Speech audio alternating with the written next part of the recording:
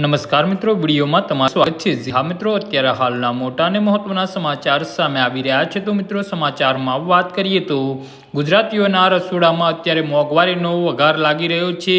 છેલ્લા કેટલાક સમયથી ઘાત તેલના ભાવમાં સતત થઈ રહેલા વધારાને સામાન્ય જનતાની કમર તોડી નાખી છે। ખાસ કરીને મધ્યમ અને ગરીબ વર્ગ માટે તેલ ખરીદવું હવે આકરા ઉનાળા જેવું આકરું બની રહ્યું છે। તાજેતરમાં સિંગ તેલના ડબ્બામાં 10 રૂપિયા અને કપાસિયા તેલના ભાવમાં 20 રૂપિયાનો વધારો ચૂકાયો છે।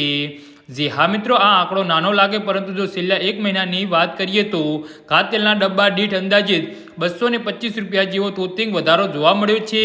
કપાસિયા તેલના ડબ્બાનો ભાવ 2520 રૂપિયા વધીને હવે 2540 રૂપિયા પર પહોંચ્યો છે, જ્યારે સિંગ તેલના ડબ્બાનો ભાવ 3005 રૂપિયાના આંકડાને પાર કરીને 3015 રૂપિયા સુધી પહોંચી ગયો છે।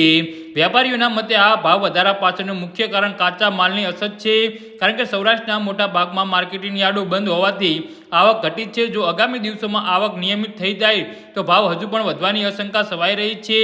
તહેવારો પહેલા તેલના ડબ્બાના ભાવમાં આસમાને પહોંચતા સામાન્ય માણસની ચિંતામાં વધારો થયો છે। જી હા મિત્રો, તો આના વિશે તમારું શું કહેવું છે તો નીચે અમારી કમેન્ટ બોક્સમાં જરૂરથી જણાવજો અને અમારી યુટ્યુબ ચેનલને સબસ્ક્રાઈબ કરવાની ભૂલતા નહીં। ધન્યવાદ।